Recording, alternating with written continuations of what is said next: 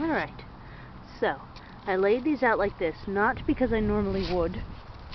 It has a risk of drying out the roots sooner than I like, but they came pretty dry, so there's only so much more damage can be done, really.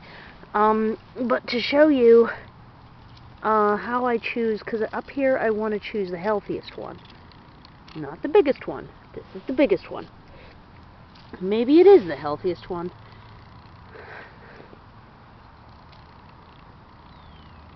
But I also don't want to have to dig that much up here.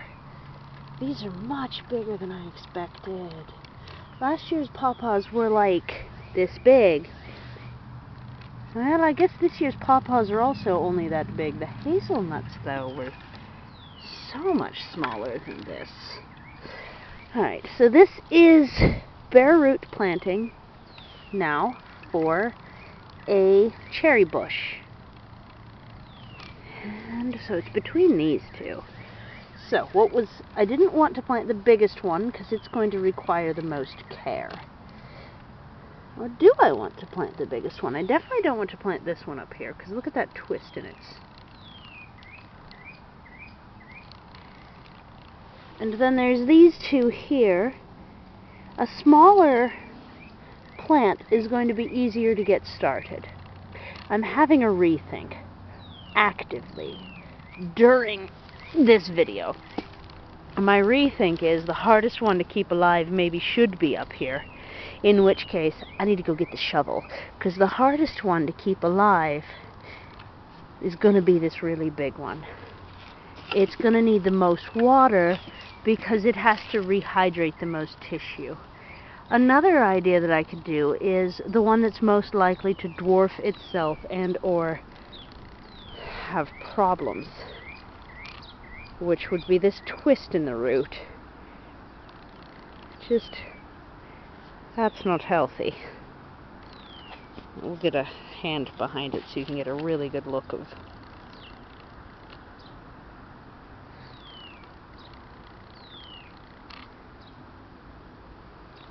It's also the most likely to conk out. So I think what I'd rather do is put it as the middle of that which is going down the hill. Now this hole being pre-dug probably will be the easiest to get the deeper. And it's going to be the easiest to water as regularly as I'm going to need to. So we'll do that. And I would have chosen this one as the healthiest.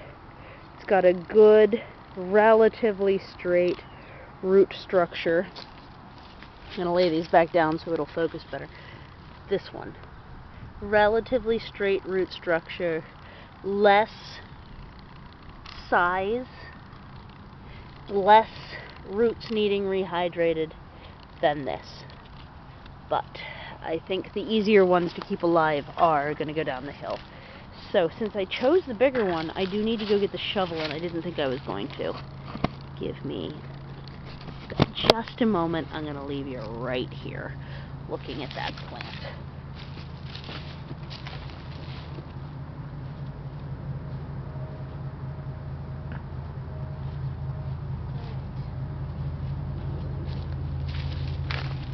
Two shovels. So, as you could see from what we were looking at earlier, I think I showed you inside the bucket, I have been soaking these. It's really only been about 20 minutes worth of soaking so far. They just cannot stay dry any longer than they have to. This hole is pre-dug based on expectation of receiving it and knowing where I wanted to put. The more that I can do slowly, the better. Now, I am definitely a fan of getting the hole loosened at the bottom. Now this tree is being placed in order to help keep the deer a little bit more distanced from the apple and the pear when they put on fruit. Cherry trees are toxic to ruminants, which means deer, horses. I don't know if cows have the problem or not, but I know horses do. And I'm told by a friend of mine that that probably translates to pet rabbit problems as well, if they were to get into it. So if that's a concern for you, now you know. So this little root could stand to have its own little space, I think. Yeah, no, that's a really shallow root at that point. I'm of the school that I believe it's okay to have a little bit of root binding. I'm gonna go ahead and put the leaves inside that hole like they were.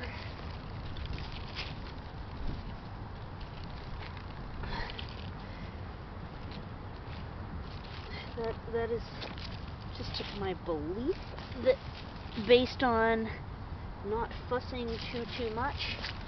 Now here's a nice trick.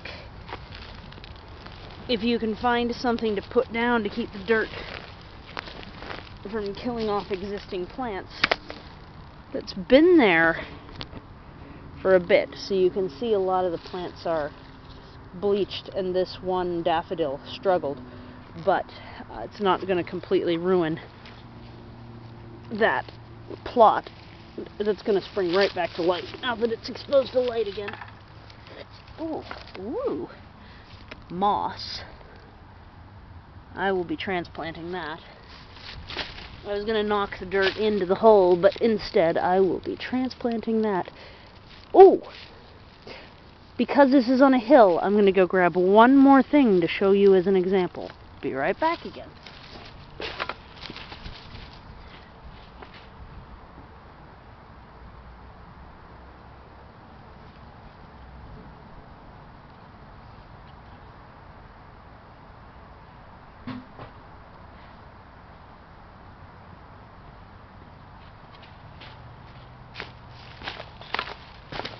It's this, an old ocean spray bottle that I cut the bottom off and that has no lid.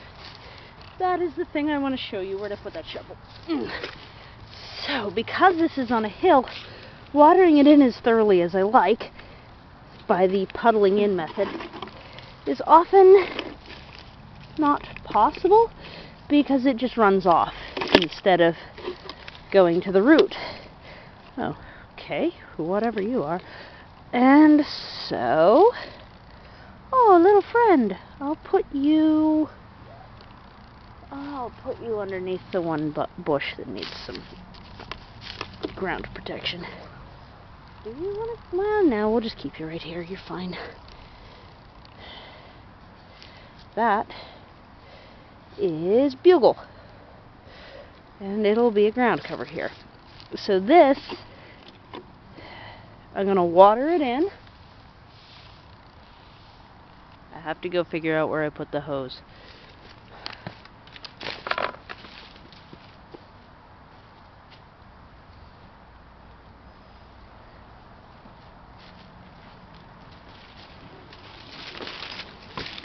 Alright, I figured it out. I'm going to water it in first by going ahead and putting some water right in the dirt.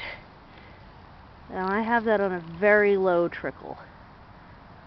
So it'll start, see, very low trickle. I turned it down since the last video.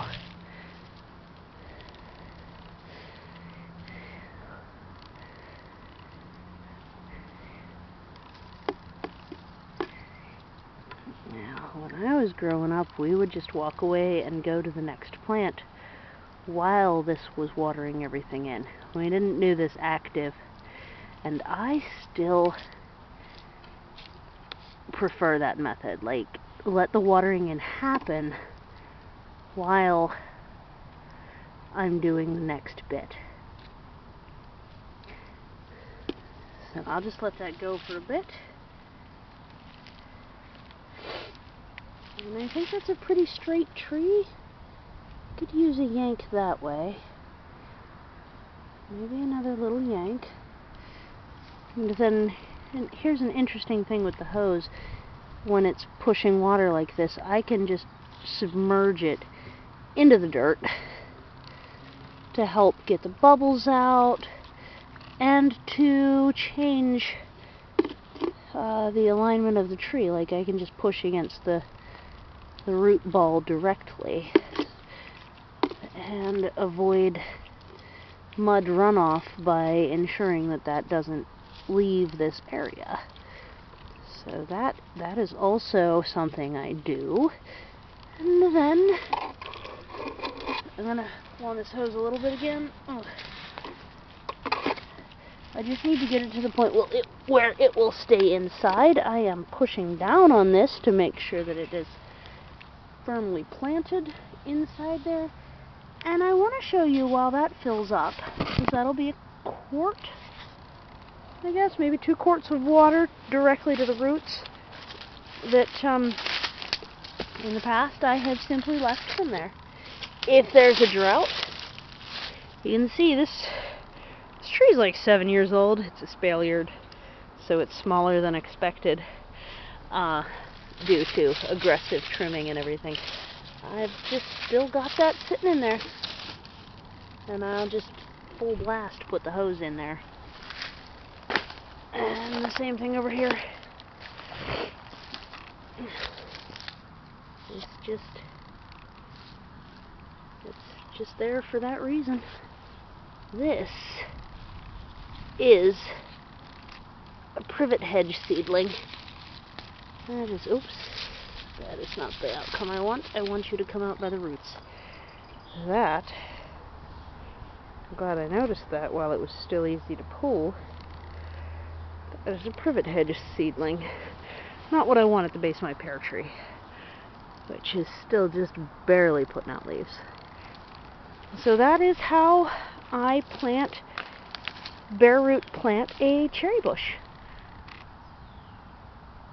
You've now seen my method on that. I'm going to keep moving here. You can see that jug slowly filling up, and the ground around it's fully saturated, and that will allow that plant to continue to uptake water until it has found enough strength to exit its dormancy. They're shipped fully dormant, and that is a dwarf cherry.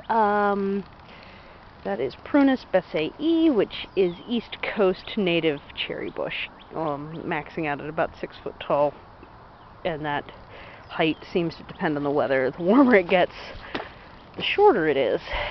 Yeah, apparently the most south it goes, and it's kind of outside its range at that point, would be South Carolina, maybe Georgia.